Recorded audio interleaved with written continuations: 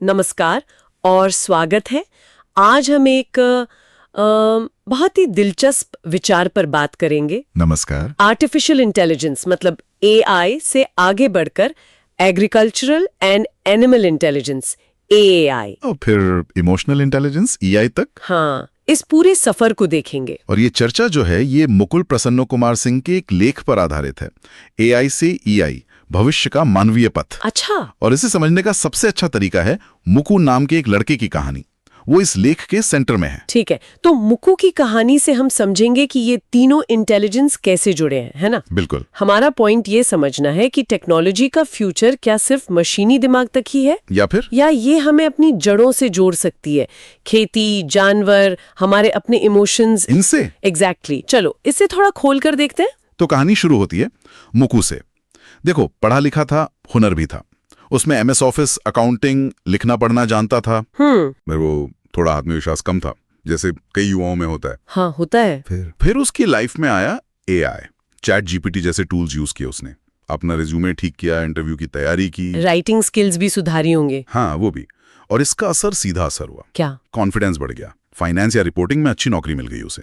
AI ने रास्ता दिखाया। बढ़िया। पर कहानी में ट्विस्ट यहीं आता है। अच्छा, क्या हुआ? एआई से तो फायदा हुआ था। हाँ, हुआ था, मगर कुछ ही टाइम बाद उसकी कंपनी ने और भी एडवांस्ड एआई सिस्टम अपना लिए। मशीन इंटेलिजेंस, रोबोट वाले सिस्टम्स। और ये मशीनें भाई, वो तो बिना सैलरी, बिना छुट्टी, बिना थके, बिना गलती के काम करती थी। इंसानों से कहीं ज्यादा एफिशिएंट। तो इसका मतलब मुकु की जॉब चली गई। और सिर्फ उसकी नहीं, करीब 90% स्टाफ की। अरे बाप रे। हाँ, ये बड़ी आयरनी है। देखो, जिस एआई ने नौकरी दिलाई उसी ने छीन ली। बिल्कुल, ये सोचने वाली बात है। सही कहा।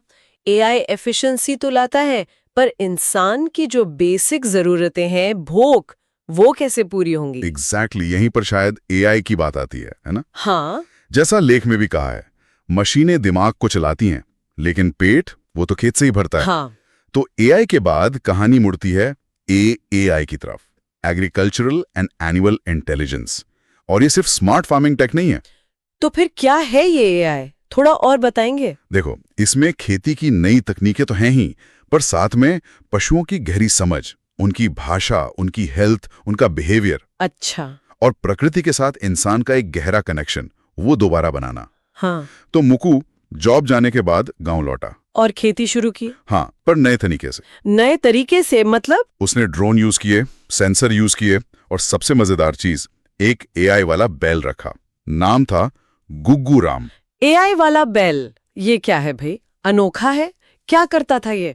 गुग्गू राम जो था वो मवेशियों की आवाजें समझ सकता था।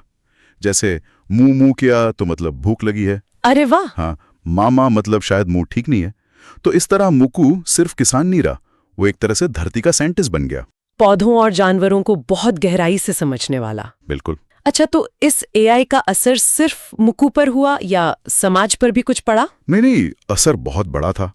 एआई से खेती में इतनी तरक्की हुई कि अनाज की कोई कमी ही नहीं रही। तो फिर? तो सरकार ने जन वितरण प्रणाली को बदल दिया, भोजन वितरण प्रणाली बना दिया। मतलब रेलवे स्टेशन, बस स्टैंड, मंदिर, स्कूल, हॉस्पिटल, ऐसी जगहों पर मुफ्त खाना मिलने लगा।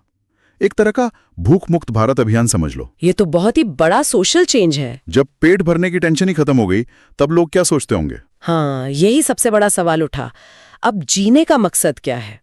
काम सिर्फ पेट पालने के लिए नहीं रहा। वो बन गया विकास, सम्मान और खुशी पाने का जरिया। हाँ। और यहीं से जरूरत महसूस हुई इमोशनल इंटेलिजेंस की, ईआई की। अच्छा। जब पेट भर जाएगा तो आत्मा बोलेगी, ऐसा कुछ? बिल्कुल यही।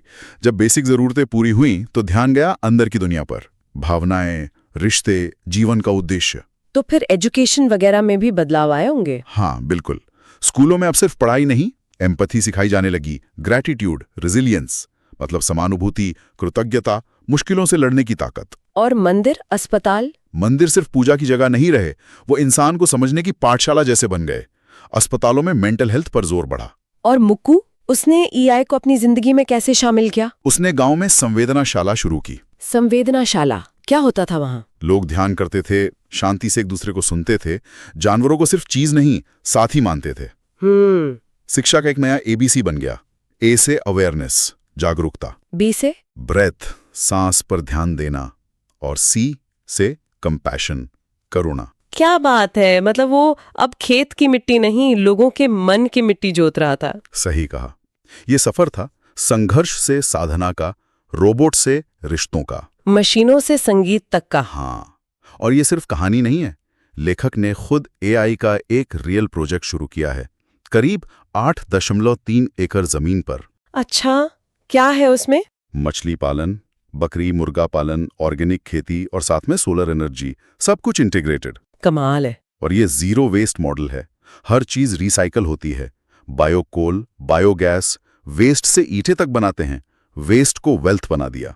ये दिखाता है कि एआई वाकई मुमकिन है, जमीन पर उतारा जा सकता है। बिल्कुल। तो अगर हम पूरे बात को समेटें तो मुकु की कहानी हमें दिखाती है कि कैसे एआई ने पहले मौका दिया, फिर चुनौती, फिर एआई ने आकर बेसिक जरूरतें पूरी की, और आखिर में एआई ने जिंदगी को मतलब दिया, अर्थ दिया। हाँ, और ये हमें लेख के मेन सवाल पर वापस लाता है।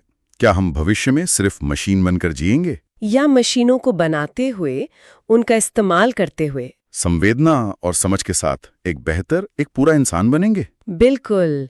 एआई जरूरी हो सकता है, पर इंसानियत, वो तो अनमोल है। तो आखिर में ये सवाल हमारे सुनने वालों के लिए छोड़ जाते हैं। सोचिए एक ऐसे भविष्य के बारे में जहां मशीनें और जानवर हमारे लिए काम कर रहे हैं। इंसान ध्यान और समझ से सब बैलेंस कर रहा है। खाना सबके लिए फ्री है। और भूख, वो सिर्फ ज्ञान की है, विकास की है, खुशी पाने की है। ये सोचने वाली बात है कि हम टेक्नोलॉजी के साथ कैसा रिश्ता बनाना चाहते हैं।